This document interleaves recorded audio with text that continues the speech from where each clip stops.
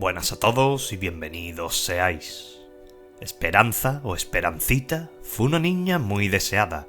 Desde que sus padres contrajeron matrimonio hacía ya 10 años, su mayor ilusión era tener un hijo. Pero aquel regalo del cielo no llegaba. Sus padres, por lo tanto, habían perdido la esperanza cuando por fin, bendecidos por la gracia de Dios, por eso cuando nació, su preciosa niña le pusieron este nombre, Esperanza, porque eso realmente es lo que nunca se puede perder, la esperanza. Era una niña muy bonita, era una niña preciosa, tenía una piel blanca como la nieve, unas mejillas sonrosadas y unos hermosos ojos azul cielo.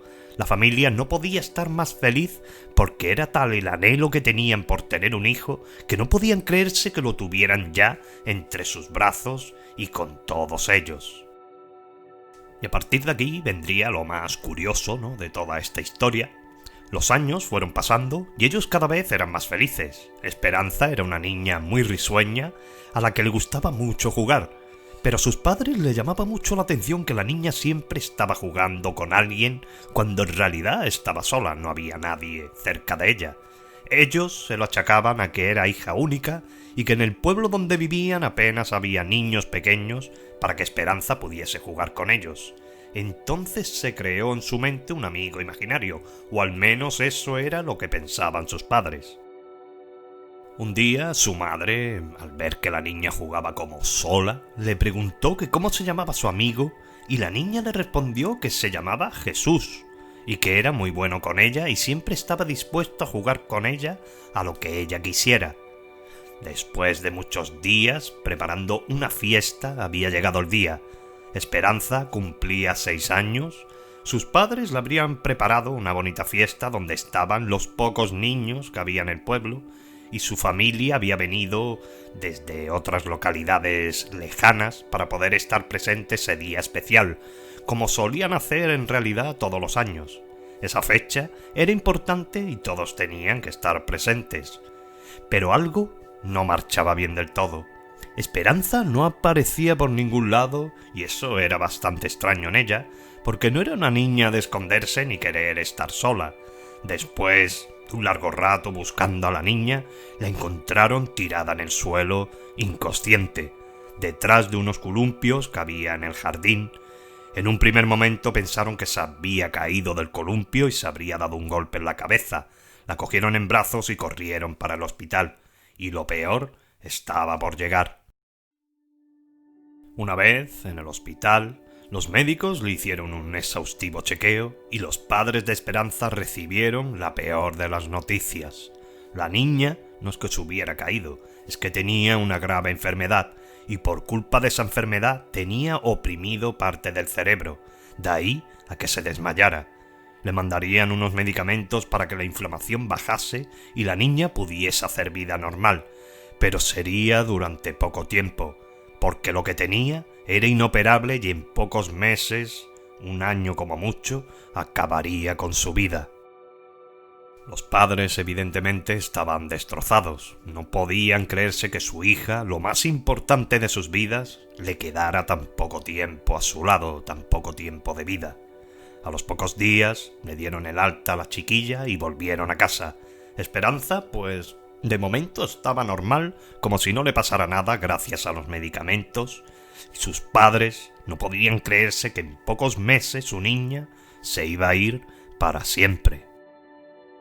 Pero sus padres, a pesar de esa noticia tan desagradable, decidieron que esos meses que le quedaban a su preciosa hija serían los meses más felices de sus vidas. Aprovecharían hasta el último momento para estar juntos. Y tomaron una decisión. Decidieron viajar, algo que hacían con poca frecuencia y con lo que Esperanza disfrutaba mucho, pues era una niña que le gustaba mucho conocer nuevos lugares y le llamaba mucho la atención todo lo que le rodeaba. Llegaron a una bonita ciudad con una gran iglesia a la que Esperanza, por algún motivo en especial, quería entrar. A los padres le llamó la atención ese hecho.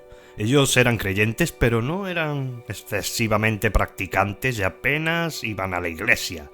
Al entrar Esperanza, se fue directa hacia la imagen de Jesús y se volvió a sus padres y les dijo: «Mirad, mi gran amigo Jesús.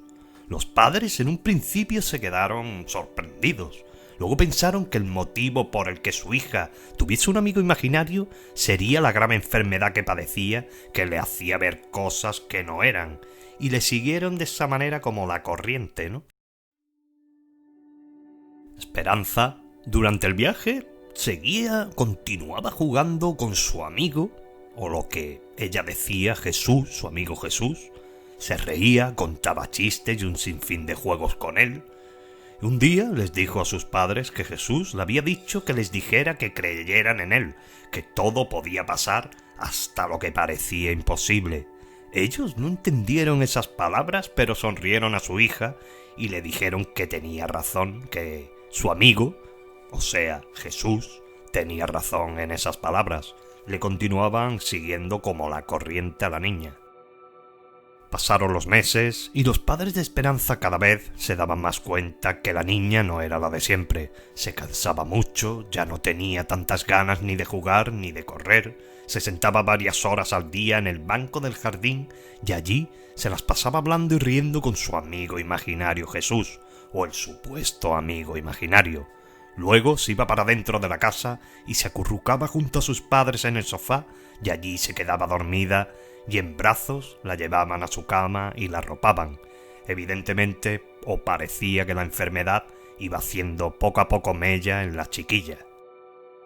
Y desgraciadamente llegó el día que Esperanza ya no tenía ni fuerzas, ni para levantarse de su cama, ni para andar, ni para hacer nada. Y allí, desde su cama, conversaba con su amigo Jesús, con sus padres y con la familia que de vez en cuando iba a verla. Días antes les había dicho el médico que ya era cuestión de días que su vida se apagase. Y un día ya no despertó. Seguía viva porque aún respiraba, pero ya no abría sus ojos ni se movía prácticamente. Sus padres ya no se movían del lado de su cama. Allí mismo habían puesto unos colchones para dormir al lado de ella. No querían dejarla sola en ningún momento. Una noche el sueño les venció. Apenas dormían, pero ese día ya no aguantaban más y sin darse cuenta se durmieron. Los dos tuvieron el mismo sueño, el padre y la madre.